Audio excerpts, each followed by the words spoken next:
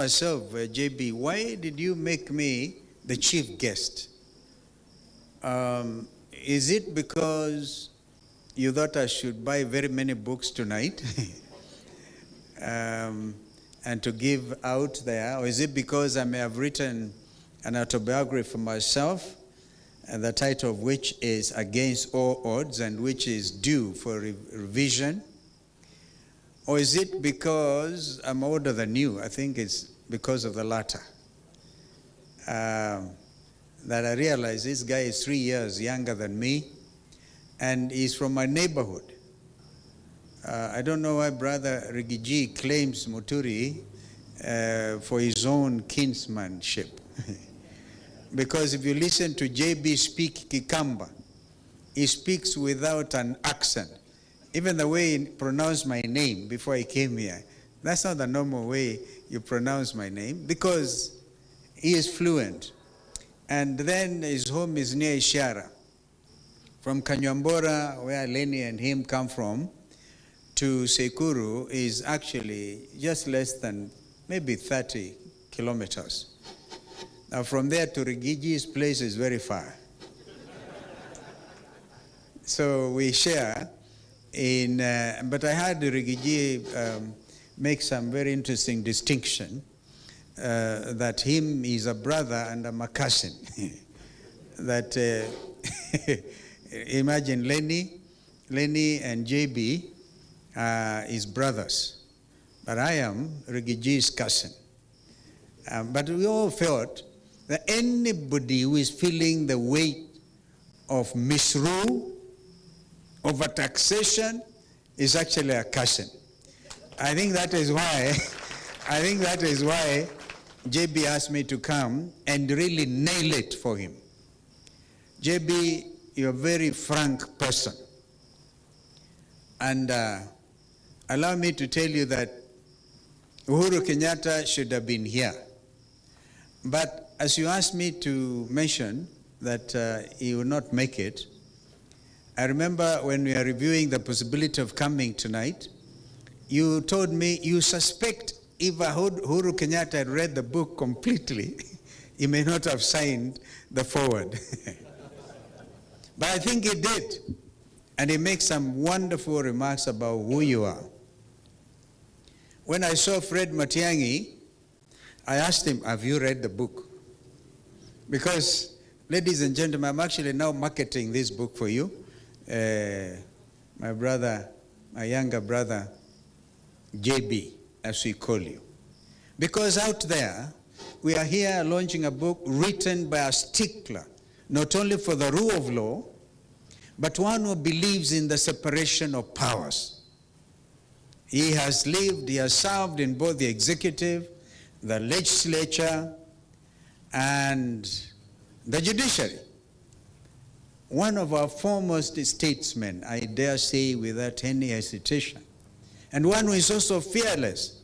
Even as we sat there with JB, I told him, do you remember this friend who is running out of the country, is all over the place, and is trying to tell JB and I to mention that somebody at the very high level is already received a $10 million bribe to bring in rice from Pakistan or wherever. That is JB Muturi. And so I feel truly honored to associate myself with you, and also a party leader of Democratic Party. The founding Kiongozi, as you all know, was a gentleman I was privileged to serve under as his vice president. Not that he appointed me, but I negotiated. No, I learned a lesson in life. And it's somebody, when we went, a lot of you may not know, I was also deputy speaker one time, between the years 1989 to 1992. And then I went for an IPU conference, somewhere I think in Togo. And we wanted the late Joseph Muliro.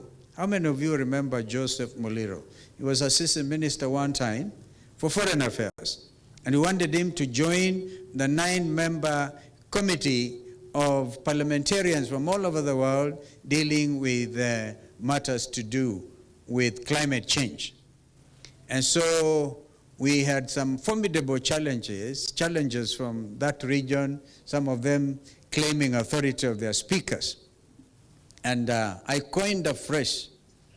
I said, in business, you don't get what you deserve. That is generally said.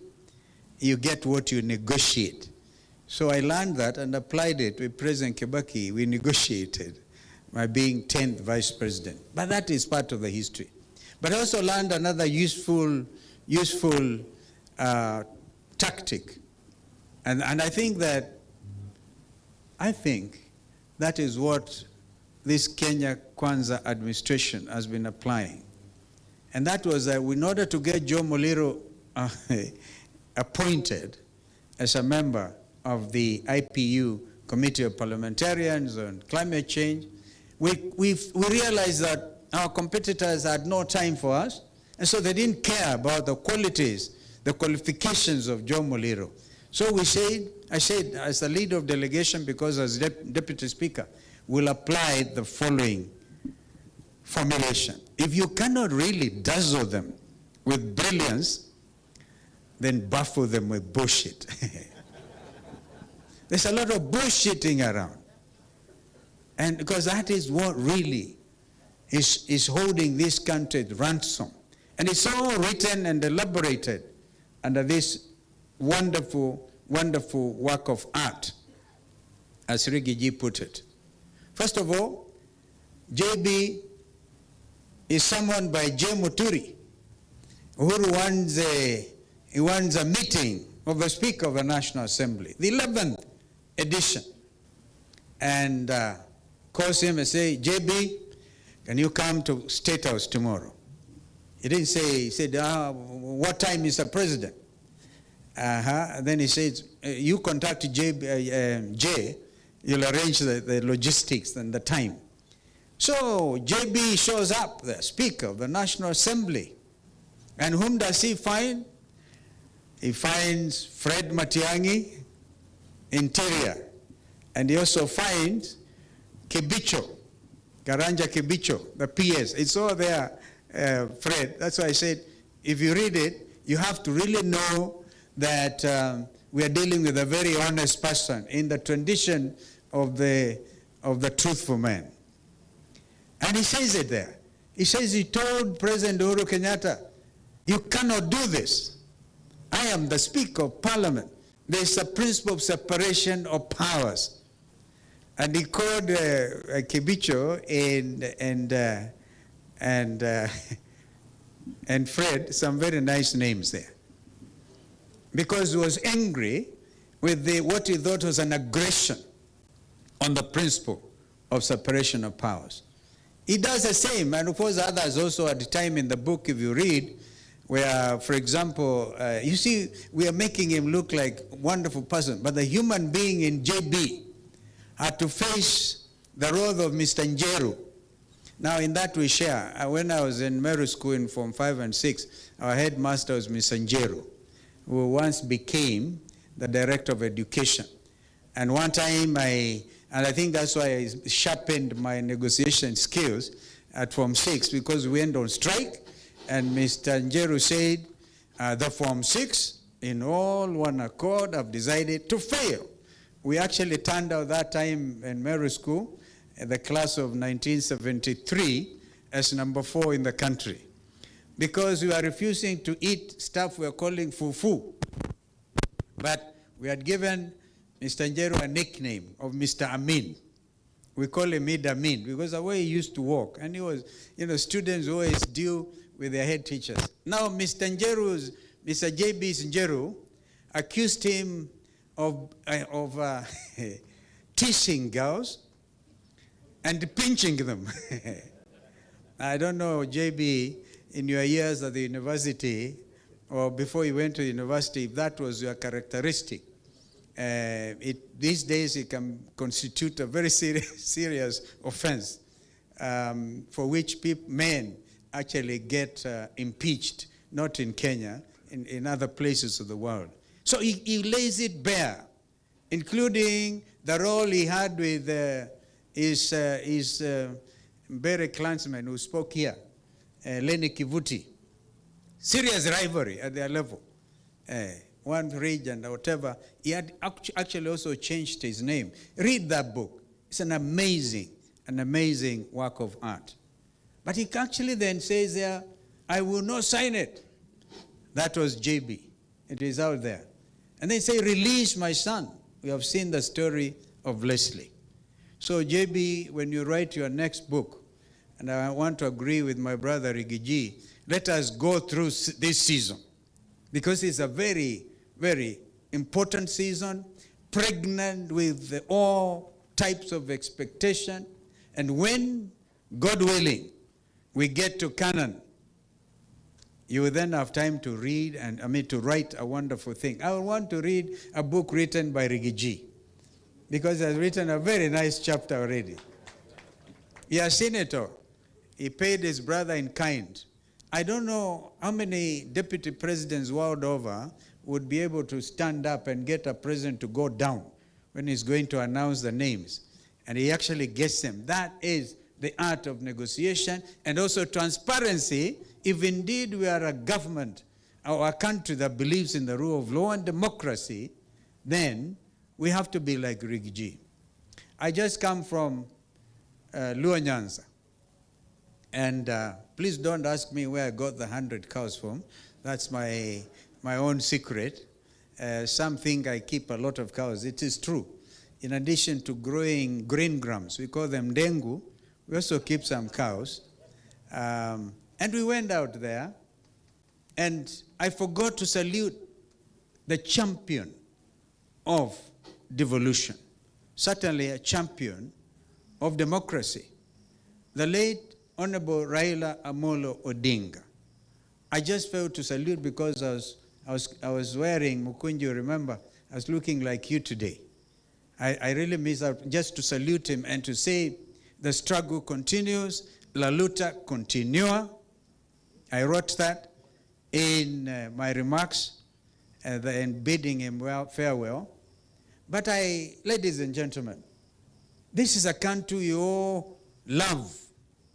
And this is a country we know at a critical time like this, if we buckle, if we falter, then it is like what Shakespeare said, the rest of the voyage is really taken. If we don't take this high tide,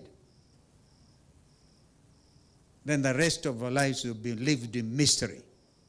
And the lives of Kenyans will not be exactly what J.B. Muturi would have wanted. By laying things bare, telling it as it is, and I have read also as a senior counsel, I can tell you none of that stuff is actionable. Nobody will sue you, because I think you took that into account. But you also put it openly. So I'm so honored to be able to launch this book. And the fight, not just for democracy, the fight for order in our country. And of course, if you know, in the tradition of the British speakership, I really like to see there's a speaker who was presiding of, I think, impeachment of one of those prime ministers. And I said, as many as of that opinion say aye, aye. As many as the contrary opinion say nay. The ayes have it, the ayes have it. Unlock. Unlock is a very interesting situation. Kembe, my classmate, also remember he was a deputy speaker in the Senate. That order for our country is really what is critical at this time. And I want to urge of all of us as we read this book to unlock our country, to realize that we cannot live in a country that believes in abducting his own children. And I think in one, he quotes that proverb, JB, in one of quoting that African proverb, when an hyena wants to eat his children, the hyena looks at them and says, "You smell like a goat." We must do whatever it takes. We do not have another time or anything to squander. We have a country literally to liberate. and to lift the spirit of the young Kenyans who have become a phenomenon world over. Who would have imagined that the very suave Tanzanians, suave, Watanzania wanasema, badala one of them is said to have come through Isabenian border up to Nakuru, akasema, and I must conclude, akasema kwa hoteli moja pale owned by a cousin ya Rigiji, akasema naomba chai. Akamwangalia, akasema, akampatia kikombe kimoja na siagi, mkate wa siagi. Tanzania suave, kapatiwa. Kamaliza, Mtanzania alikuwa na njaa kidogo, akasema, naomba uniongezee. That hotel na kama, sikiza bwana, hapa kuna cha bure. Hapa kuomba, uombaji ni kula hapa na kulipa. Hakuna cha kuomba hapa. The suave Tanzanians thinking the Kenyan Gen Zs were from Mars. And you see, they even now, unfortunately, arrest Kenyans who are working ordinarily kwa mahoteli, and they think sasa hawa, they are part of, these are the people who have awakened. The Gen Zs everywhere have woken up because they are demanding transparency.